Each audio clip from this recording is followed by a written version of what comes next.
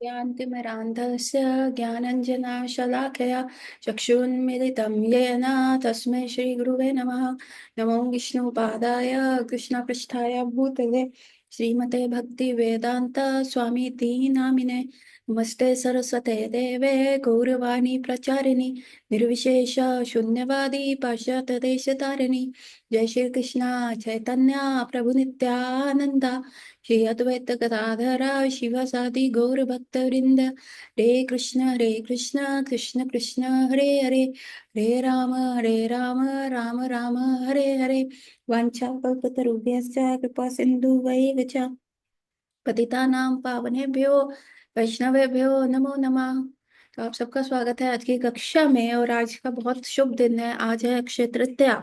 और आज अक्षय तृतीया के दिन बहुत बहुत बहुत सारी लीलाएं होती हैं। भौतिक जगत में इसको कहा जाता है, ये एक दिन है जहाँ पे जो भी कार्य आप शुरू करते हैं वो सफलता की तरफ लेके जाता है। अगर आप सोना खरीदते हैं तो आपके घर में समृद्धि और गोल्ड बनता है। ये एक ऐसा साया है जिसमें बिना देखे भी आप कोई भी कार्य कर सकते हैं। जैसे कि आप अगर गृह प्रवेश करना है वो भी कर सकते हैं, यदि आपको विवाह करना है तो वो भी कर सकते हैं। इसको ये कुछ तिथियों में से है जिसमें आपको पंडित जी से निकलवाने की आवश्यकता नहीं होती। इसको अनदेखा साया कहते हैं। इतना ये स्ट्रॉन्ग साया होता है कि आप इसमें कुछ भी शुभ कार्य कर सकते हैं। सो दिस इज अक्षय तृतीया। हमारे वैष्णव के लिए ये क्या है कि अक्षय तृतीया वाले दिन ही क्या था। अक्षय तृतीया वाले दिन ठाकुर जी को चंदन लगता है। 21 दिन तक ठाकुर जी को, दिस इज कॉल्ड द चंदन उत्सव, शुरू होता है। ये माधवेंद्रपुरी की कहानी है जो हमने बहुत बार डिस्कस किया कि कैसे माधवेंद्रपुरी जो थे उन्होंने गोपाल जी को प्रकट किया था गोवर्धन से। और गोपाल जी के प्रकट होने के उपरांत गोपाल जी ने कहा, ओ माधवेंद्रपुरी, मुझे बहुत गर्मी लग रही है, कृपया करके मलाय पर्वत से जाके मेरे लिए चंदन लगाओ। और माधवेंद्र पुरी इन अ वेरी राइप एज, 70 साल की वृद्ध आयु में भी सारे कार्य छोड़ के गोपाल जी की सेवा किसी को दे के गए, पैदल चले और चलते चलते कहाँ पहुंचे, टूट चलते चलते पहुंचे गोपीनाथ के टेम्पल में। और वहां गोपीनाथ के टेम्पल में उन्होंने कहा, अरे यहाँ पे खीर का प्रसाद लगता है, अरे मैं भी इस खीर को टेस्ट कर सकूं ताकि मैं अपने ठाकुर जी को, वो गोपाल को बना के खिलाऊंगा। परंतु जैसे ही ये दिमाग में ख्याल आया, उन्होंने कहा, ओ मैं कितना कपित हूँ, मैं कितना कुपित हूँ, मैं कितना ज्यादा नीच हूँ कि ठाकुर जी को भोग लगे बिना वो वाली खीर का मैं आस्वादन करना चाह रहा था। ओहो, मुझसे तो ज्यादा इस संसार में कोई फॉलन व्यक्ति ही नहीं है। और ऐसा विचार उनके दिमाग में जैसे ही आया, तो माधवेंद्रपुरी ने क्या किया, माधवेंद्रपुरी ने कहा कि नहीं, अब मैं क्या करूंगा, अब मैं यहाँ खीर नहीं खाऊंगा। और वो वहां से चले गए। और जो वो गोपीनाथ जी थे उन्होंने माधवेंद्रपुरी के लिए एक कूला जो होता है उसमें मिट्टी के बर्तन में खीर सर्व होती थी, वो छुपा ली। और रात को पुजारी को स्वप्न में आके जगाते हुए कहा, सुनो सुनो पुजारी, जाओ ये मैंने एक कूला जो है खीर का छुपाया है, कृपया करके ये मेरे शुद्ध भक्त जो है माधवेंद्रपुरी को दे आओ, उसको कहो। और पुजारी को लगा ये मेरा स्वप्न होगा, लेकिन ठाकुर जी ने फिर उसको चाटा लगाया, उठो, तुम सुनते क्यों नहीं हो मेरी बात। और फिर वो पुजारी गया, सच में गर्भगृह का द्वार खोला, तो ठाकुर जी की धोती के पीछे जो थे एक कूला खीर का छुपा हुआ था। वो खीर उन्होंने उठाई और माधवेंद्रपुरी के पूरे पूरे गांव में रात को भागे पुजारी। इतनी अंधकार था। उस समय तो कोई स्ट्रीट लाइट्स वगैरह नहीं होती थी। और 7 बजे 8 बजे जैसे ही अंधकार होता था सब बंद हो जाता था, सब लोग सो जाते थे, है ना। और जैसे ही सूर्य की पहली किरण आती है तो गांव में तो ऐसे ही होता है। तो वहां पे पुजारी उस समय भागे, अरे कोई माधवेंद्रपुरी है क्या, कोई माधवेंद्रपुरी है क्या, ऐसा बोलते बोलते बोलते बोलते पूरे गांव में उन्होंने चक्कर लगाया। और गांव के आउटस्कर्ट्स में जाके एक व्यक्ति ने कहा, हाँ हाँ मैं हूँ माधवेंद्रपुरी, बताइए क्या हो गया। मैंने कहा, आपने तो पूरे गांव की परिक्रमा करा दी, आपको पता है गोपीनाथ ने आपके लिए खीर चुराई है। एंड माधवेंद्रपुरी को उन्होंने वो खीर दी। जैसे ही माधवेंद्रपुरी ने उसे टच किया, उनको सात्विक विकार आने लग गए। उन्होंने कहा, अरे हे प्रभु, इस पतित के लिए आपने ऐसा खीर चुराया, इस पतित के लिए आपने इतना अच्छा कार्य किया। ओ, मैं कितना निंदनीय हूँ कि ठाकुर जी को मेरे लिए खीर चुराने लग गए। परंतु उन्होंने वो खीर खाई, खीर खाई। इनफैक्ट वो बर्तन जिसमें ठाकुर जी ने उसकी खीर चुराई थी, उसको भी तोड़ के उसका भी मिट्टी चूरा बना के उन्होंने अपनी एक पोटली में रख लिया और उसको रख लिया कि ये मैं पाऊंगा, इस पे ठाकुर जी के हाथ लग गया, उन्होंने स्पेशली मेरे लिए चुराई। तो ऐसा भाव था माधवेंद्रपुरी का। परंतु उनकी प्रसिद्धि ना हो जाए रातों रात, क्योंकि कल सुबह पुजारी जो होता सबको बता देता, अरे ठाकुर जी ने माधवेंद्रपुरी नामक एक व्यक्ति के लिए खीर चुराई है। उनकी इतनी प्रसिद्धि ना हो जाए, तो रातों रात वो पुजारी माधवेंद्रपुरी वहां से चले गए। वहां से चले गए तो परंतु ख्याति जो थी उनकी फैल गई। और जब वो उड़ीसा के राजा के पास गए तो उड़ीसा के राजा को पता चला, अरे ये तो माधवेंद्रपुरी है, और इनके लिए तो स्वयं गोपीनाथ ने खीर चुराई है, ये तो बहुत शुद्ध भक्त है। तो उन्होंने उनको बहुत सारे मलय पर पर्वत पे जो मलय चंदन के पेड़ थे वो दे दिए, और उनके ऊपर टैक्स वगैरह कुछ भी, और एक पेपर लिख दिया कि अब आपको कोई टोल पे नहीं रोकेगा, कोई नहीं रोकेगा, सीधा आप जाइए, सीधा वृंदावन ही जाइए। तो माधवेंद्रपुरी वापस आ रहे थे। वापस आते हुए उनका फिर मन हुआ, फिर से वो गोपीनाथ जी के मंदिर पर रुके। लेकिन अब तक गोपीनाथ जी का नाम चेंज हो गया था, उनका नाम अब गोपीनाथ नहीं रहा था, उनका नाम पड़ गया था शीर चोरा गोपीनाथ। जो व्यक्ति, ये वो गोपीनाथ है जिन्होंने अपने शुद्ध भक्त के लिए खीर चुरा ली। हाँ, वृंदावन में तो चुराते ही थे, कभी मक्खन चुराते थे, कभी दूध चुराते थे, कभी क्या क्या नहीं चुराते थे। और यहाँ माधवेंद्रपुरी ने क्या चुराया? ठाकुर जी के लिए खीर चुरा ली। हाँ, माधवेंद्रपुरी कह रही हूँ, गोपीनाथ ने क्या चुराया? ठाकुर अपने भक्त महेंद्र माधवेंद्रपुरी के लिए खीर चुरा ली, और इसलिए आज तक उनका नाम पड़ गया शीर चोरा गोपीनाथ। फिर यहाँ पे उन्होंने जैसे ही प्रणाम किया तो उनको फिर से आकाशवाणी हुई, या ड्रीम में ठाकुर जी आए। उन्होंने कहा, there is no difference between Vrindavan के मेरे गोपाल के विग्रह और ये गोपीनाथ के विग्रह।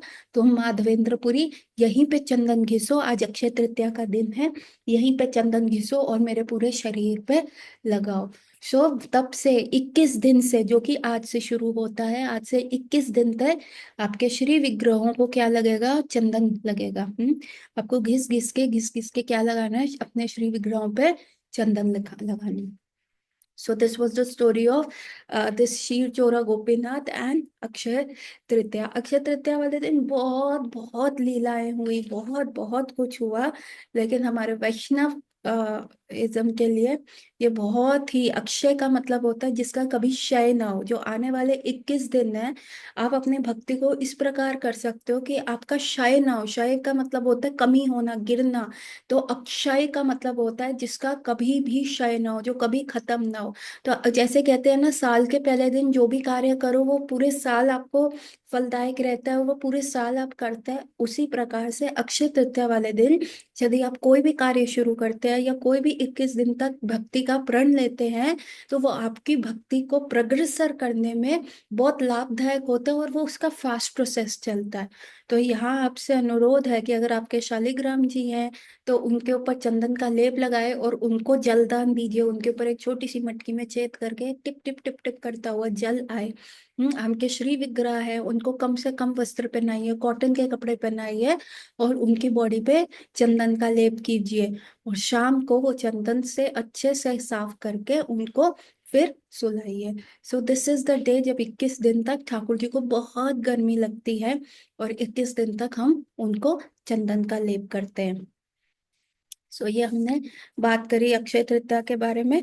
अब हम अपना द टीचिंग्स ऑफ लॉर्ड चैतन्य की बुक को फर्दर कंटिन्यू करते हैं। हम श्री भक्ति रसामृत सिंधु में श्री कृष्ण से प्रेम की स्थिति को सूर्य से निसृत सूर्य किरणों की उपमा दी गई है। ये सूर्य किरणें भक्त हृदय को अतिरोत्तर स्निग्ध बनाती हैं, द्रवीभूत कर देती हैं। इस प्रकार भक्त का हृदय सतोगुण से भी परे विशुद्ध सत्वा में अलौकिक स्तर पर ही स्थित होता है। प्रेम रूपी सूर्य किरणों से हृदय के उत्तरोत्तर द्रवीभूत करने की प्रक्रिया को भाव कहते हैं। श्री रूप गोस्वामी ने भाव का वर्णन किया है। भाव जीव का स्वरूप लक्षण है। भाव में प्रगति को प्रेम का तटस्थ लक्षण कहते हैं। भाव की प्रगाढ़ता को विद्वान भक्तों ने कृष्ण प्रेम कहा है। क्या है, जब हम कृष्ण भक्ति करते हैं, नारद पंचात्र के अनुसार भी ये है, जब किसी का ये दृढ़ निश्चय हो जाता है कि एकमात्र श्री कृष्ण ही प्रेमास्पद एवं आराध्य है, अन्य कोई भी देवता भक्ति के योग्य नहीं है, तब वह श्री कृष्ण में अंतरंग और महत्वपूर्ण प्रेम का आस्वादन करता है। भीष्म, प्रहलाद, नारद, उद्धव आदि इस निश्चय भाव से प्रेम भक्ति कहते हैं। ठीक है, सो व्हाट ये कह रहे हैं कि हमारा जो हृदय है ना, और हृदय इज लाइक अ स्टोन, हमारा जो हृदय पत्थर के समान है, इतना सख्त है ना। और वो उसके ऊपर इट्स लाइक कि बचपन से जो हमारी धारणाएं बन जाती हैं, हम वैसे ही धारणाओं के हिसाब से चलते हैं, हम कभी भी दिमाग नहीं लगाते, और फिर हमें लगता है नहीं नहीं, हमारा फैमिली बच जाना चाहिए, बाकी कुछ भी होता रहे, कहीं पे भी वॉर हो रहा है, हमें क्या, मरने दो, इनको खपने दो, अपने आप मर मर जाएंगे। यूएस लड़ रहा है, ईरान लड़ रहा है, हमें क्या, हमें तो अपना देखना है ना। हमारा घर चल रहा है, हमारे घर में सिलेंडर आ रहा है, हमारे घर का पेट्रोल चल रहा है। सो दिस इज कॉल्ड द, इसको कहते हैं हृदय एकदम स्टोन की तरह, उसको कोई फर्क नहीं पड़ रहा पड़ोस में क्या हो रहा है, कुछ हो रहा है।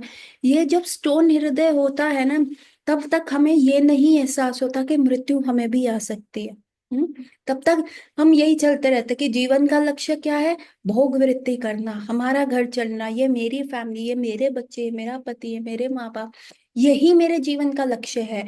इनको खुश रखो, पैसा लाओ, ये इनके इन प्रकार है ना, किसी भी प्रकार से पैसा करो, सक्सेसफुल होना, है ना। बाकी दुनिया जाए भाड़ में, हमें क्या है ना। हम इतने ज्यादा स्टोन हार्टेड हो जाते हैं ना, हमें कोई चीज सिंपथ, हमें कोई चीज कुछ भी किसी के साथ होता है, हम द्रवित नहीं होते। अरे कार में कई लोग होते हैं ना, आप देखते हैं कुछ भी होता है तो सिंपैथी देने की जगह या कोई प्रतिक्रिया देने की जगह क्या करते हैं, हाँ हाँ इनका पुराना कर्म होगा ना, इसीलिए ऐसा इनके साथ हुआ। हाँ, या कोई किसी का दयनीय अवस्था को भी देख के कहते नहीं नहीं कर्म होगा, हम क्या कर रहे भाई, अब एक नहीं कर रहे। सो ये क्या होता है, ये हृदय इतना कठोर होता है कि हमें कोई फर्क ही नहीं पड़ता, कोई रो रहा है, कुछ है ना। कई बार आप देखेंगे मटेरियल इंजॉयमेंट करते करते भी हृदय स्टोन जैसा हो जाता है। कई बार आप देखेंगे दुश्मनी की वजह से भी हृदय स्टोन जैसा हो जाता है। कहते हैं ना ही सच स्टोन हार्टेड, इसको कोई फर्क ही नहीं पड़ता, है ना। अगर मेरे से कोई गलती हो गई और अगला व्यक्ति ऑफेंड हो गया, उसको बुरा लग गया, उसके बाद मैं उसको जाके सॉरी बोल रही हूँ, तो अगले व्यक्ति की प्रतिक्रिया क्या होगी, चलो कोई बात नहीं, माफ कर देते हैं, हो गई गलती, अगला व्यक्ति आया है, बात करने का प्रयास कर रहा है, तो चलो कोई बात नहीं, माफ कर देते हैं। लेकिन कई व्यक्ति होते हैं जिनका हृदय एकदम स्टोन जैसा होता है, कहते हैं, नहीं, हम कोई माफी नहीं स्वीकार करेंगे, तुमने हमारे साथ ऐसा किया तो किया कैसे, तुम्हारी हिम्मत कैसे हुई हमारे साथ ऐसा कार्य करने की, तो वो माफी नहीं देते, मैं तुमसे बदला लूंगा, मैं दुश्मनी करूंगा। So these are called the stone hearted people. और हमारा हृदय पत्थर जैसा ही है, और पत्थर के अंदर कभी भी, ऐसे हृदय के अंदर कभी भी भगवान आके नहीं बैठ सकते। कैसे आएंगे, सारे तो दरवाजे बंद किए हुए हैं, है ना, वो पत्थर तो टूटेगा, पिघलता तो है नहीं। लेकिन जैसे जैसे हम इस भक्ति प्रोसेस में आते हैं, आप अपने आप में चेंज देखेंगे। पहले जिन चीजों पे आपको दया नहीं आती होती, अब आपको कहेगा हाय। प्रचार आप कर ही तभी सकते हो जब आपका हृदय कोमल होगा। क्यों, नहीं तो हमारी क्या प्रवृत्ति है, बचपन से क्या सिखाया जाए, सिर्फ अपने बारे में सोचो, सिर्फ अपना देखो, अपनी पढ़ाई करो, अपने मार्क्स की चिंता करो, अपना करियर के बारे में सोचो, है ना। दूसरे व्यक्ति को धोखा भी देना हो कोई बात नहीं, परंतु अपना अपना तो देखो, पहले अपना घर भरो, उसके उपरांत बाहर देखो। तो ये हमें सिखाया जाता था, है ना। लेकिन अभी आप देखेंगे जैसे जैसे आप लोग माला करते रह रहे हैं, तो आप में आएगा यार, इसको भी कृष्ण भक्ति मिल जाए, यार ये कैसे अपना जीवन जी रहा है, थोड़ा ये भी तो सुधर जाए, थोड़ा इसके हृदय में भी डिफरेंट चीज आ जाए, है ना। सो ऐसा ऐसा सोच के हमारा हृदय जो होता है द्रवित हो जाता है। हमें चीजें दुखदाई देने लग जाती है, जो बाहर की चीजें होती है उससे भी हमें दुख होने लगता है कि ये क्यों हो रहा है, ऐसा क्यों हो रहा है। किसी गरीब को देख के हो जाए, मतलब हमारा हृदय जो है द्रवित होना शुरू हो जाता है, इमोशंस आने शुरू हो जाते हैं। इमोशंस को ही भाव कहते हैं। लेकिन जैसे जैसे हम और माला करते रहते हैं, तो हमारे भाव किसके प्रति हो जाते हैं, भगवान कृष्ण के प्रति हो जाते हैं। तो हमारे हृदय में सारे इमोशंस जो होते हैं ठाकुर जी से, हमारा ठाकुर जी से कनेक्शन इतना प्रगाढ़ स्थापित हो जाता है, तब हमें कोई फर्क नहीं पड़ता कि कोई क्या कह रहा है, कोई कुछ कह रहा है। हम अपना तिलक लगा के इतना बड़ी सोसाइटी में भी जा सकते हैं, मेट्रो में भी ट्रैवल कर सकते हैं, कुछ भी, कोई हमें प्रॉब्लम नहीं, हम धोती पहन के भी ट्रैवल कर सकते हैं। क्यों? क्योंकि तब हमारा कनेक्शन है, हम किसकी प्रसन्नता के लिए कर रहे हैं। सो पहले जो होता है आउटवर्ड सिम्टम्स चेंज होते हैं, और धीरे धीरे क्या होता है, फिर इनवर्ड सिम्टम्स भी चेंज होने शुरू हो जाते हैं। हमारा हमारा मन करता है ठाकुर जी की लीलाएं सुने, लीलाएं सुनते सुनते, चाहे हमने वो लीला कितनी बार क्यों ना सुनी हो, फिर भी आंखों में से अश्रु आने शुरू हो जाते हैं। जैसे चैतन्य महाप्रभु और गदाधर पंडित ध्रुव महाराज की लीलाएं सुनते थे, प्रहलाद महाराज की लीलाएं। अभी हम सुने उनकी लीलाएं, अभी हम कितना प्रहलाद वाला मूवी देख के आए, कौन रोया? No, it was animation movie, माता जी कैसे हम लोग रो सकते हैं। लेकिन आप देखेंगे जितने भी भक्त देखने गए, शुद्ध भक्त गए, तो उनके तो आंखों में से इतना अश्रु आने लग गए। सो यही क्या था, दैट वाज एन अटैचमेंट। इससे क्या होता है कि आपका जो हृदय है वो अब जो है पिघल रहा है। जो स्टोन हार्टेड हृदय था, हरि भजन सुनते हुए, भगवान का शुद्ध नाम सुनते सुनते क्या हो रहा है, वो हृदय पिघलता जा रहा है, पिघलता जा रहा है। अब वो हृदय जो है स्टोनी हार्ड नहीं रहा। भगवान अगर आके वहां उस पे हृदय में बैठेंगे तो उनको चुभेगा नहीं, कुछ नहीं होगा। अब वो सॉफ्ट होता जा रहा है, द्रवित हो गया। द्रवित मतलब पूरे इमोशन से भर गया। ठाकुर जी के श्री विग्रह को देख के आपको रोना आता है, आपको उनसे विप्र लंबा भाव फील होता है, दूरी महसूस होती है। ब्रज लीलाएं, भगवान की लीलाएं, 10 अवतार लीला, श्रीमद् भागवतम बार बार बार बार पढ़ने का मन करता है। चैतन्य चरितामृत के बारे में सुनने का मन करता है। हरि नाम में इतनी प्रगाढ़ आस्था आ जाती है, मन करता है सिर्फ, मन करता है सिर्फ जीवा पे हरि नाम हरि नाम हरि नाम हरि नाम चलता रहे। सो ये क्या है, ये भाव स्थिति है। और इसका तथक लक्षण क्या है, आप भाव और इंटेंस होता रहता है। मतलब पहले आपको भगवान के विग्रह को देख के रोना आ रहा है, तो पर आप कंट्रोल कर पा रहे हो, लोगों को नहीं पता चला। फिर आपका फेस रेड हो रहा है, फिर धीरे धीरे और बढ़ता जाता है। This can not be practice, this can not be practice artificially. आप इसको आर्टिफिशियली नहीं कर सकते, हाँ और आंखों में वो डाल दो, नहीं नहीं। आपके हृदय से वो सारे इमोशंस आएंगे, और धीरे धीरे वो चीज बढ़ती जाएगी, बढ़ती जाएगी। एंड फाइनली वो कहाँ पे रुकेगी, जब भगवान से इतनी आसक्ति, इतनी रति और प्रेम हो जाएगा। बस यही हमारे जीवन का लक्ष्य है, और यही प्रोसेस जो है ये हमें वहां तक लेके जाएगा। तो यहाँ पे यही लिखा है कि हमारे हृदय में जो होगा, दृढ़ निश्चय हो जाएगा कि एकमात्र भगवान कृष्ण ही है जिनके साथ मेरे प्रेम का आदान प्रदान हो सकता है। वही केवल और केवल मेरे आराध्य है, और कोई नहीं, ना कोई देवी ना कोई देवता इसके योग्य नहीं है। तब वह श्री कृष्ण के अंतरंग और महत्वपूर्ण प्रेम का आस्वादन करता है। जब ये निश्चय हो जाए, जब वही हमारे हृदय में रहे, वही हमारे माइंड में रहे, उसके बाद क्या होता है हमारा, क्योंकि देखिए आप जब बाहर जाते हैं, जैसे है ना, तो बहुत सारे लड़के भी हैं, बहुत सारी लड़कियां भी हैं, परंतु जो आपका स्पाउस होता है, जो आपका बेटर हाफ होता है, या जो आपका लव इंटरेस्ट होता है, वो सारी लड़कियों में से अलग दिखता है। उसके बाद सिर्फ आपको वही लड़की चाहिए, उसके बाद आपको उसकी ना फ्रेंड चाहिए, ना उसकी कजन चाहिए, ना कुछ। वो एकदम ऐसे ब्लैंक होती हैं, वो पीछे जैसे होता है ना, वो पीछे हट जाती है। अच्छा हाँ लड़की है, ठीक है, कजन है, नमस्ते हो गई, हेलो हो गया, हाय हो गया। नहीं, लेकिन जब आपका लव इंटरेस्ट होता है, उसके लिए हृदय में फीलिंग्स आती हैं, सिर्फ वही हो जाता है व्यक्ति आपके लिए, है ना।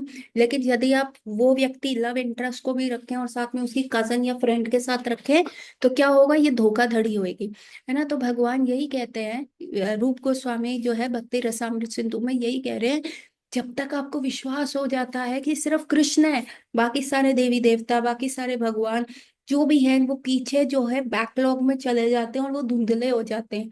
सिर्फ भगवान कृष्ण और कृष्ण उनके साथ ही संबंध है, और उनसे वो संबंध बढ़ता जा रहा है, बढ़ता जा रहा है, तो वो क्या हो जाता है, प्रेम में ट्रांसफॉर्म हो जाता है। और ये प्रेम का आदान प्रदान दोनों तरफ से होता है। और ये इसके एग्जाम्पल्स कौन है, भीष्म देव है।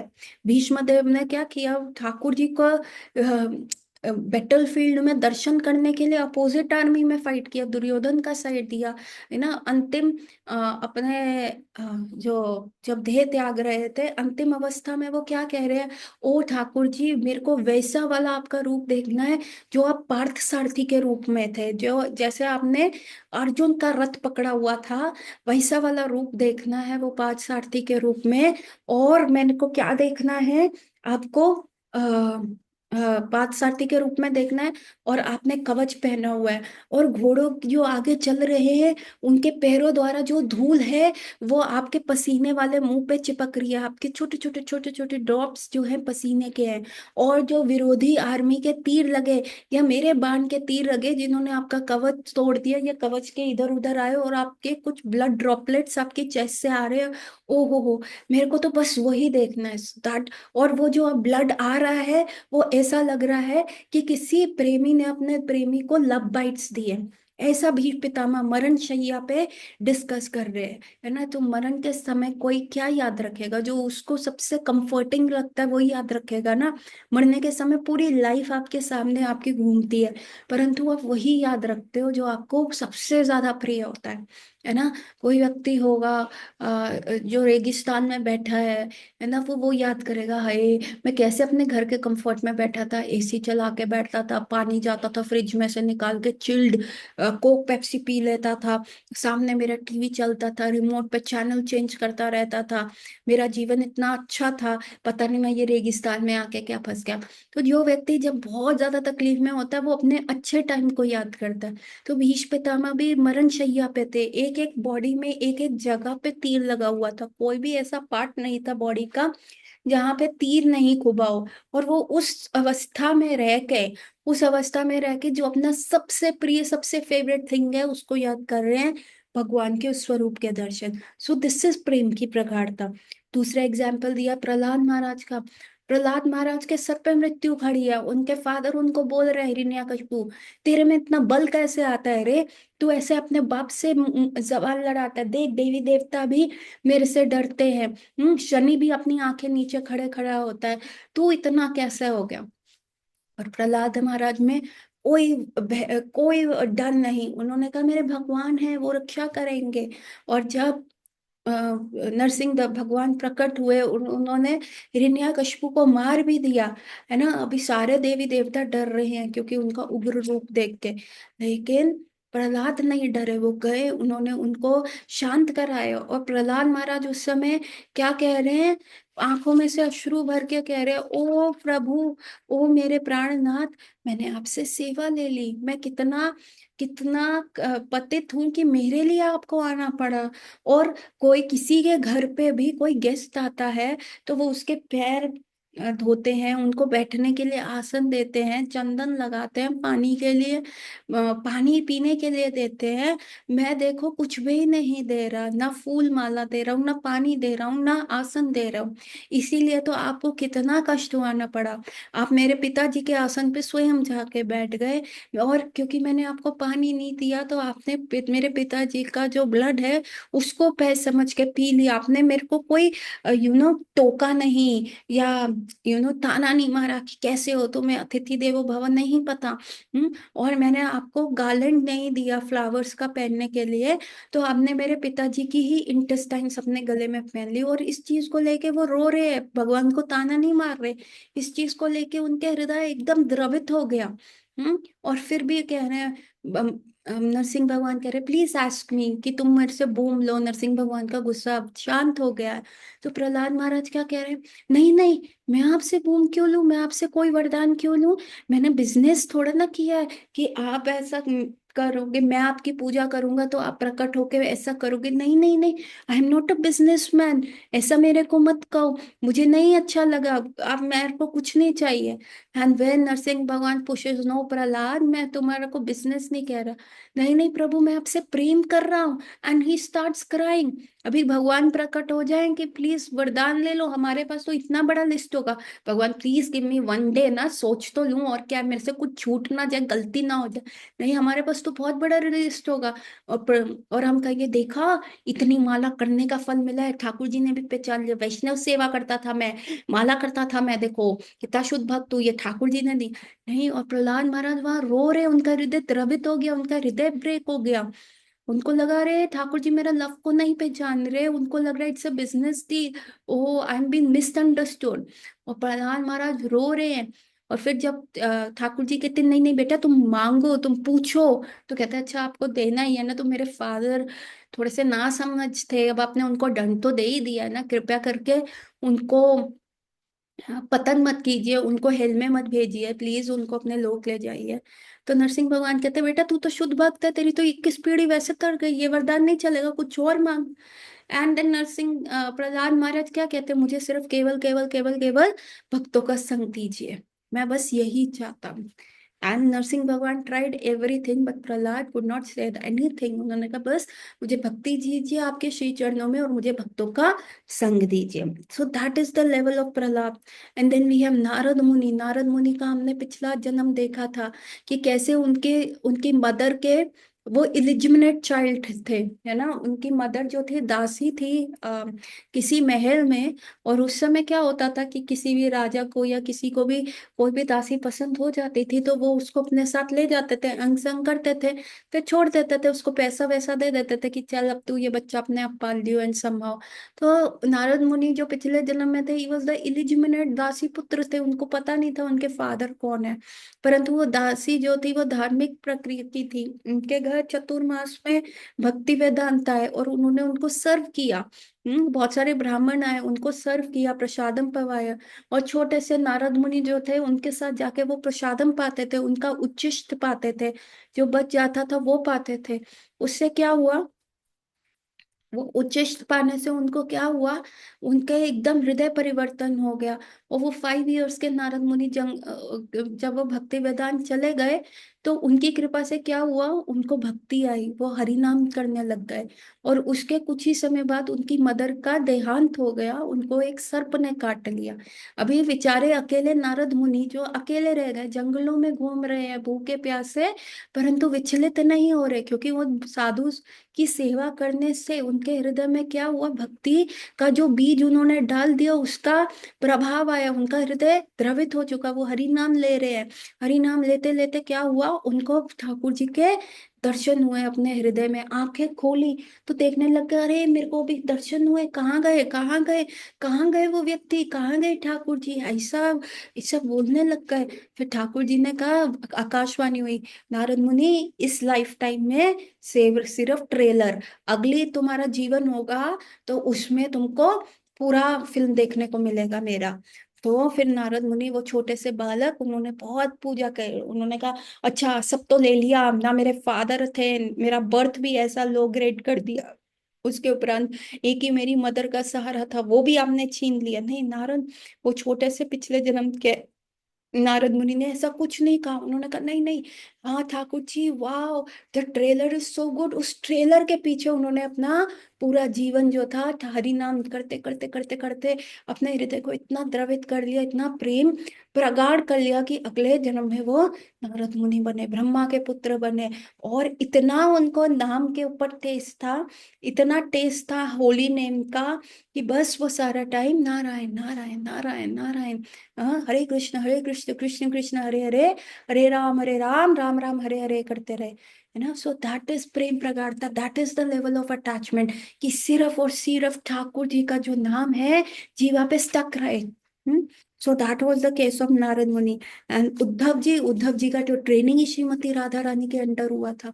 उद्धव जी जब गए, और जब गए थे बिल्कुल पंडित बन के, और जब वहां से निकले श्रीमती राधा रानी के वहां उनको समझाने गए थे कि कृष्ण का विरह मत सहो, कृष्ण भगवान है, और सब अपना भगवत सो कॉल भगवत गीता का फिलॉसफी समझाने गए। वहां पे उद्धव जी ने जब श्रीमती राधा रानी का प्रेम देखा, है ना। कई बार क्या होता है, कोई हमें किसी बात पे रोना नहीं आ रहा होता, लेकिन हमारा साथ वाला व्यक्ति कोई देख के रो रहा होता है तो हमारे अंदर भी वो इमोशंस आ जाते हैं। जैसे कोई साथ वाला व्यक्ति रो रहा है तो आपको भी रोना आ जाता है किसी सिचुएशन में। क्या होता है, उसके प्रभाव से आपको हुआ। सेम वे जब उद्धव जी ने देखा विप्र लंबा भाव श्रीमती राधा रानी का, उनको लगा कि ये कृष्ण कितने रूड है, ये कृष्ण को भगवान का अपना पोस्ट से रेजिग्नेशन देना चाहिए। क्या रखा है द्वारका में, क्या रखा है मथुरा में, ये क्यों राजा बने हुए हैं? इतना यहाँ प्रेम है तो इनको राजगद्दी चाहिए, इनको मुकुट पहनना है, ये कैसे है? श्रीमती राधा रानी का विरह नहीं देख पा रहे। और उद्धव जी ने कहा, ना ना, मैं तो वृंदावन छोड़ के मैं बाहर जा ही नहीं सकता, मुझे जाना ही नहीं है। हे प्रभु, मैं यहाँ पे लता बनना चाहता हूँ, मैं यहाँ पे छोटा छोटा पत्र, पुष्प, छोटे छोटे प्लांट्स और लता बनना चाहता हूँ, ताकि ये जो ब्रज गोपियां हैं, जो विलक होके प्रभु के विप्रलंब में प्रभु से दूरी में भागती हैं, जब ये भागे, इनके जो ब्रज रज है, जो इनके चरणों की रज है, वो मेरे सर पे आए, तो मेरा हृदय भी जो पत्थर की तरह है वो थोड़ा सा द्रवित हो जाए, पिघल जाए, और मेरे हृदय में भी भगवान के प्रति प्रेम है। मुझे नहीं चाहिए और नॉलेज, मुझे नहीं कलेक्ट करना, मुझे नहीं लिखने थीसिस, मुझे एनसाइक्लोपीडिया नहीं बनना कि I know everything about Krishna. नहीं, I want to experience that love, है ना? तो दैट वाज द लेवल जो उद्धव जी का था। सो ये सारी चीजें क्या है, ये भगवान के प्रति धीरे धीरे दे फॉलोड द प्रोसेस, और इनका हृदय जो है, जो स्टोन हार्टेड था, वो एकदम द्रवित हो गया। शिला प्रभुपाद भी कहते थे, प्रभुपाद को सब कहते, प्रभुपाद यू आर अ शुद्ध भक्त, आप सब कुछ कर सकते हैं। तो प्रभुपाद क्या कहते थे, व्हाट इज स्टॉपिंग यू, आपको कौन रोक रहा है, आप क्यों नहीं करते भक्ति, करिए ना, कीजिए ना। तो ये प्रभुपाद का स्टेटमेंट था। सो भक्ति को जागृत करने वाले किसी सत्कर्म से जब जीव के सेवा भाव में श्रद्धा उत्पन्न होती है, तो वह साधु संग करता है, और इस प्रकार श्रवण कीर्तन से उसका आकर्षण हो जाता है। श्रवण कीर्तन की क्रिया से भगवान श्री कृष्ण की वैदेही भक्ति में उत्तर उन्नत हो जा सकता है। जैसे जैसे प्रगति होती है, वैसे वैसे सब संशय, अनर्थ और प्राकृतिक जगत में अनासक्ति दूर होती जाती है। श्रवण कीर्तन से निरंतर अभ्यास से भक्ति में निष्ठा उत्पन्न हो जाती है, और जी शनै शनै भक्ति विशेषक रुचियों में बदल जाता है। रुचि से आसक्ति का उदय होता है। शुद्ध आसक्ति भाव एवं रति के रूप में प्रकट होती है। रति के बढ़ने पर उसे कृष्ण प्रेम कहते हैं। वही प्रेम जीवन का परम प्रयोजन है। तो ये नवधा भक्ति के हैं। हम तो ऐसे भाव को लाने के लिए तो जन्म जन्म लग जाएंगे। नहीं, you should trust your process, you should trust आपका द आचार्य परंपरा, you should follow your Guru Maharaj. हमें अपने गुरु महाराज, सी प्रभुपाद से पूछा, how could you spread Krishna conscious movement? Prabhupada ने सीधी बात बोली, because I was convinced I am in the right path, I was convinced अब for about my Guru Maharaj. जब कन्विक्शन आ जाता है कि हाँ सही है, तो शुद्धिकरण हो जाता है। उसके लिए अनर्थ निवृत्ति होनी जरूरी है। भाव स्थिति तभी आती है जब अनर्थ निवृत्ति, मिनिमम आप अनर्थ निवृत्ति कर लें, ना अहंकार हो, ना द्वेष हो, है ना, हमेशा अपने आप को हम्बल रखें। त्रिनादपि सुनीचेन तरोड़पि सुहिष्णा की स्टेज पे जाएं, शुद्ध भक्तों का संग करें, और अपने 16 राउंड अच्छे से करें, मंगला आरती और 4 रेगुलेटिव प्रिंसिपल्स और बुक रीडिंग करें, तो धीरे धीरे ये आएगा। आज भर्ती और कल छत्रपति नहीं होता, समय लगेगा, पेशेंस रखिए, लेकिन बहुत जल्दी होगा। So Gauratri everyone, we will meet tomorrow. Hare Krishna. Happy Akshay Tritiya to all.